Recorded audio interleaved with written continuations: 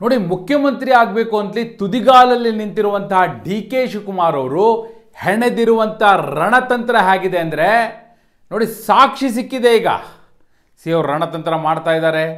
ಅವರಿಗೆ ಬಹಳ ದೊಡ್ಡ ಸ್ಟ್ರಾಟಜಿಸ್ಟ್ಗಳು ಎಲ್ಲೆಲ್ಲೋ ಕೂತು ಪ್ಲಾನ್ ಮಾಡಿಕೊಡ್ತಾ ಇದ್ದಾರೆ.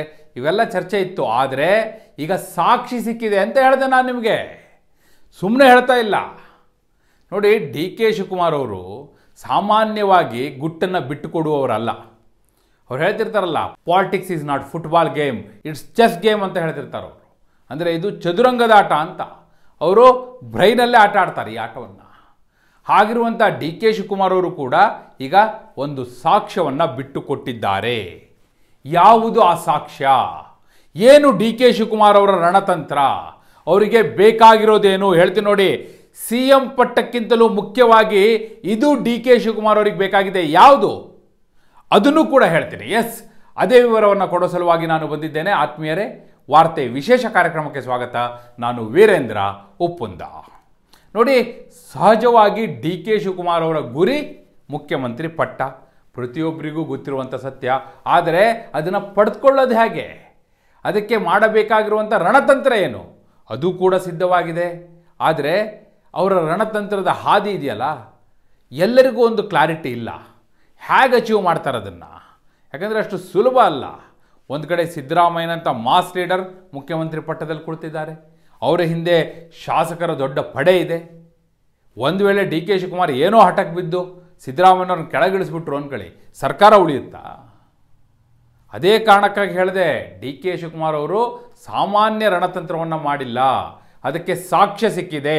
ಆ ಸಾಕ್ಷ್ಯವನ್ನು ನಿಮ್ಮ ಎದುರಿಡ್ತೇನೆ ಅಂತ ಹೇಳಿದೆ. ಅದ್ರ ಜೊತೆಗೆ ಹೇಳಿದೆ, ಡಿ ಕೆ ಶಿವಕುಮಾರ್ ಅವರಿಗೆ ಸಿ ಎಂ ಪಟ್ಟಕ್ಕಿಂತಲೂ ಮುಖ್ಯವಾಗಿ ಮತ್ತೊಂದು ಬೇಕಾಗಿದೆ. ಏನು? KPCC ಅಧ್ಯಕ್ಷ ಪಟ್ಟನ ಅಲ್ಲ, ಕಾಂಗ್ರೆಸ್ ಶಾಸಕರ ಬಲನ ಅಲ್ಲ, ಹೈಕಮಾಂಡ್ನ ಕೃಪಾ ಕಟಾಕ್ಷನ ಅದೂ ಅಲ್ಲ. ಮತ್ತೇನು? ಡಿ ಕೆ ಶಿವಕುಮಾರ್ ಅವರಿಗೆ ಬಹಳ ಮುಖ್ಯವಾಗಿ ಬೇಕಾಗಿರುವಂಥದ್ದು, ಅಗತ್ಯವಾಗಿ ಬೇಕಾಗಿರುವಂಥದ್ದು ನಂಬರ್ 1 ಸಮಯ.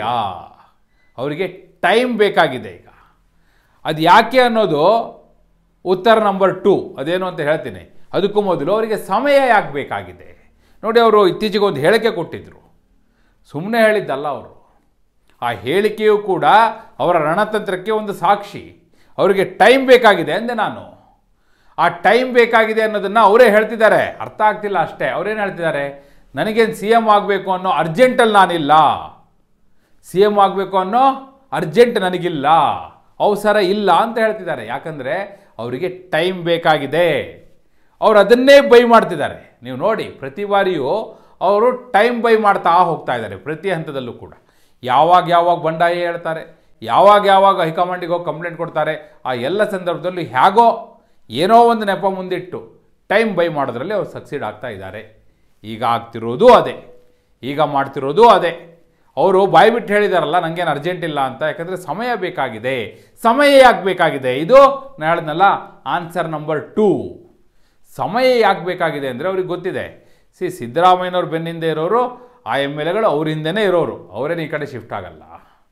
ತನ್ನ ಜೊತೆಯೂ ಕೆಲವು ಶಾಸಕರಿದ್ದಾರೆ, ಅವರೇನು ಡಿಸ್ಟರ್ಬ್ ಆಗಲ್ಲ. ಆದರೆ ತಾನು ಮುಖ್ಯಮಂತ್ರಿ ಆಗಬೇಕಿದ್ರೆ, ಮುಖ್ಯಮಂತ್ರಿ ಆದ ನಂತರವೂ ಸರ್ಕಾರವನ್ನು ಉಳಿಸ್ಕೊಳ್ಬೇಕಿದ್ರೆ, ನನಗೆ ನಿಷ್ಠರಾಗಿರುವಂತಹ ಶಾಸಕರ ಪಡೆ ಬೇಕು. ಅವರು ಎಲ್ಲಿದ್ದಾರೆ? ಅವರು JDSನಲ್ಲಿಯೂ BJPಯಲ್ಲಿಯೂ ಇದ್ದಾರೆ. ಈಗ ಸಮಯ ಯಾಕೆ ಬೇಕು? ಅವರನ್ನು ಕಾಂಗ್ರೆಸ್ಗೆ ಕರೆತರಲು ಡಿ ಕೆ ಶಿವಕುಮಾರ್ ಅವರಿಗೆ ಸಮಯ ಬೇಕು. ಯಾಕಂದರೆ ಸಿದ್ದರಾಮಯ್ಯನವರ ಬೆನ್ನ ಹಿಂದೆ ಇರುವಂತಹ ಶಾಸಕರಿಗೆ ಸರಿಸಮನಾಗಿ ತಾನೂ ಶಾಸಕರನ್ನು ಬೆನ್ನ ಹಿಂದೆ ಇಟ್ಕೋಬೇಕು ಅಂದರೆ ಅದು ಕಾಂಗ್ರೆಸ್ ಶಾಸಕರನ್ನು ಹೇಳ್ಕೊಳ್ಳಿಕ್ಕೆ ಸಾಧ್ಯ ಇಲ್ಲ.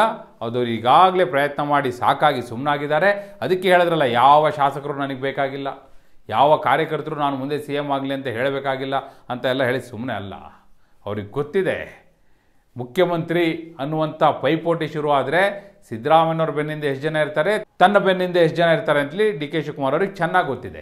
ಅದೇ ಕಾರಣಕ್ಕಾಗಿ ಅವರು ಈಗ ತನ್ನ ಬೆನ್ನ ಹಿಂದಿನ ಶಾಸಕರ ಸಂಖ್ಯೆಯನ್ನು JDSನ ಕೆಲ ಶಾಸಕರು ಹಾಗೂ BJPಯ ಕೆಲ ಶಾಸಕರನ್ನು ಸೆಳೆಯುವ ಮೂಲಕ, ಅದಕ್ಕೂ ಅವರು ಟೈಮ್ನ ಬೈ ಮಾಡ್ತಿರೋದು. ಯಾಕೆ ಅಂದರೆ ಸಮಯ ಏನಾದರೂ ಬಂದರೆ, ರಾಜ್ಯಾಧ್ಯಕ್ಷ ಚುನಾವಣೆಯ ಬಡಿದಾಟ ಈಗ BJPಯಲ್ಲಿ ನಡೀತಾ ಇದೆಯಲ್ಲ, ಅದು ತಾರಕಕ್ಕೆ ಹೋಗಿ ಒಂದು ವೇಳೆ ವಿಜಯೇಂದ್ರ ಅವ್ರನ್ನ ರಾಜ್ಯಾಧ್ಯಕ್ಷ ಸ್ಥಾನದಿಂದ ಕೆಳಗಿಳಿಸಿದ್ರೆ ಅವರೇನಾದರೂ ಈ ಕಡೆ ಜಂಪ್ ಆಗುವಂಥ ಸಮಯ ಸಂದರ್ಭ ಬಂದರೆ ಅದಕ್ಕೂ ಕಾಯ್ತಾ ಇದ್ದಾರೆ ಡಿ ಕೆ ಶಿವಕುಮಾರ್ ಅವರು.